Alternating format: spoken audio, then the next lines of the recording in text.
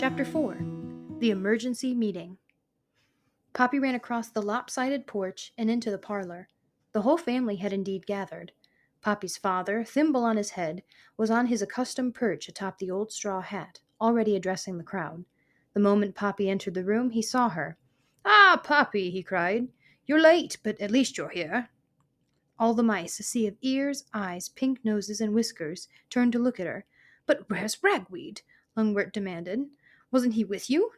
Do you think he'd have the common decency, not to mention courtesy, to consider joining us at this moment of crisis? Or is he beyond all that?" With so many eyes fixed on her, Poppy could not speak. "Well, Poppy," Lungwort asked, "do you know where your friend is?"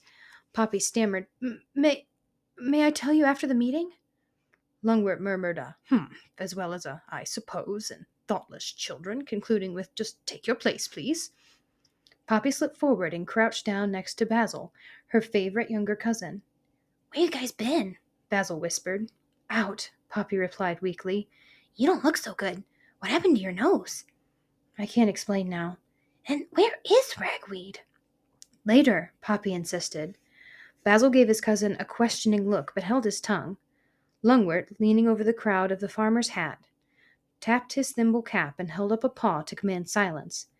"For Poppy's sake," he began, "I'll review what I've said already. Our family has grown very large, so large, in fact, that there is not enough food in this neighborhood to feed us all.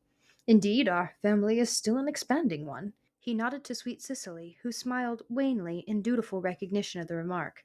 "For example," Lungwort continued, "my wife and I have 75 children, who in turn have given us 40 grandchildren, 20 great-grandchildren, and 12 great-great-grandchildren." This remark was greeted by the assembled mice with a generous tapping of tails upon the floor. Lungwort dipped his head in acknowledgment of the tribute, then he went on. "The truth is, by my calculations, our current rate of population growth, and it's this I was about to say when Poppy arrived, promises serious food shortages, sickness, and yes, death, unless we take action within the next few days."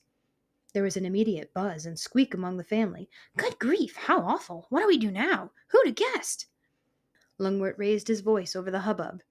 "Living in the open will not do. The dangers of that are obvious. No, we need to establish an extra residence, a home near to abundant food, but still close enough to Grey House so that the family, with its present leadership, can be maintained. And, of course, the second dwelling must be safe. Happily, I've been informed by an old sparrow acquaintance of mine, Mr. Abacus, that a new home has been built within the territory." Again there was chatter. "Where? Have you seen it? What's it like?" "It's on the northern side of Dimwood Forest. New House, it's called. A half-day's trek from here."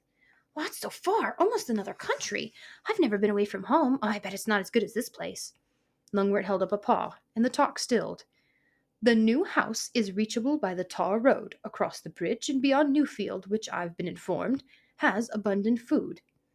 "Somebody else can go. Wonder what kind of food there is. I doubt I'll do well there."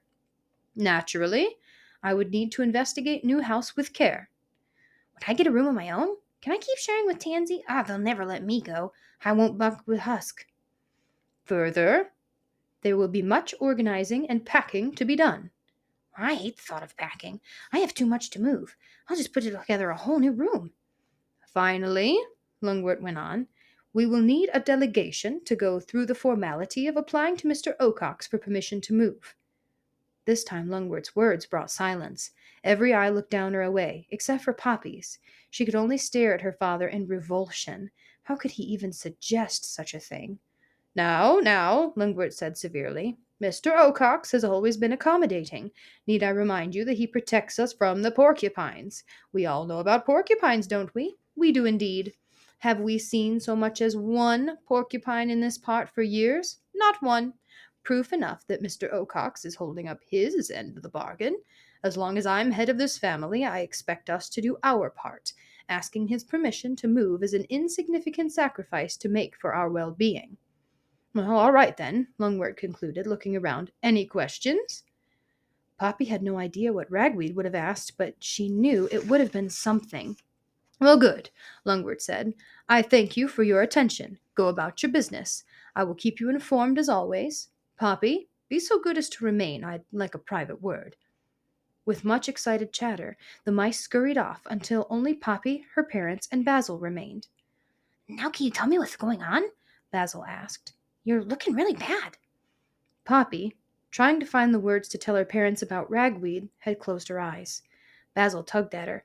Poppy, did something happen to ragweed? Poppy gave a quick nod. What? "Poppy," her father called from across the parlor, "I'm waiting." Poppy opened her eyes and turned to Basil. "Stay close," she said to him. "I'm going to need you." Slowly Poppy crept to her parents. Basil trailed behind. As his daughter approached, Lungwort drew himself up with a show of dignity. "Well, Poppy," he said, "I suppose I should be grateful that you managed to find time at all for a family meeting." Papa, Poppy began, you see. Suddenly Sweet Cicely asked, Poppy, what did you do to your nose? It's that. "We can deal with her nose later," Lungwort interrupted. "What I wish to say first, Poppy, is this. As I made my announcement about the house, you did hear it, didn't you?" Yes. "When I mentioned making up a delegation to go to Mr. Ocock's, I was saddened that not one of your brethren or sisterin would look me in the eye. It was as if they were fearful. But you, Poppy, were steady on the mark. Your eye never wavered, straight and loyal. I admire that young mouse. Therefore, I have selected you by way of a reward, and it is a grand one, isn't it, Mother?" Sweet Cicely, brushing at her ears, smiled thinly. "Right then," Lungwort continued. "Poppy, I've selected you to go with me to Mr. Ocock's." You what? Poppy cried. "I know it's an unlooked-for honor, but you heard me right.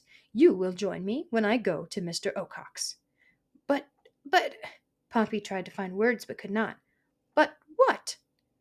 "But Mr. Ocock's just ate ragweed," Poppy blurted out. There was stunned silence.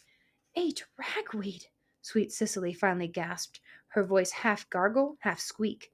"Did I hear you correctly?" Trying to stop her tears, Poppy nodded. "When?" Lungwort demanded shrilly. "How? Why didn't you tell me?" I barely got back," Poppy sobbed. "And when I walked into the meeting, I couldn't just say—" Pawing the tears away from her face, she whispered, I couldn't." "But to be eaten by Mr. Ocock's," Lungwort sputtered, "without even informing me!" Sweet Cicely suddenly turned to her husband. "Oh, stop that!" she cried. "We need to know what happened, Poppy. Go on." Poppy, her heart heavy, stammered.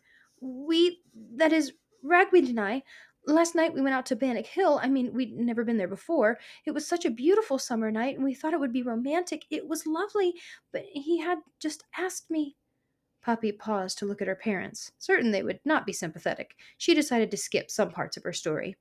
"Then Ragweed found a hazelnut," she went on. "He loved nuts, so he started to eat it. I told him that he should get under cover, but he wouldn't listen, and then all of a sudden, out of nowhere, Mr. Ocox burst upon us. I hadn't heard a thing. He was just there. He almost got me, too," she added, pointing to her nose. "But he caught Ragweed," she whispered. "It was awful." Sweet Cicely hurried forward, gathered her daughter in a hug, and patted her back. A very uncomfortable Lungwort kept clearing his throat and fiddling with his whiskers. "And then," Poppy went on once she was sufficiently calmed, "when I started back home, Mr. Ocox tried to catch me again, but I managed to escape." Lungwort shook his head. "Poppy," he intoned, "I'm bound to ask, did you go through the proper formalities before going up on the hill?" Well, that is, we. "Come now," Lungwort cried, his agitation bursting out as anger.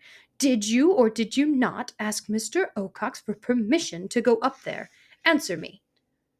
No, Poppy admitted. "Well, then," Lungwort said, "if Ragweed's death can be an object lesson to the rest of the family, perhaps what happened will serve a useful purpose. Good out of bad, so to speak." "Ragweed wasn't bad," Poppy objected.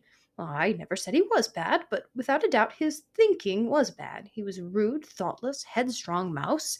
Not one of ours, may I point out. Indeed, if your friend had followed rules, if he'd accepted things as they are, if he'd listened to me, he would be with us here today." Such a short, unhappy life, Sweet Cicely sighed.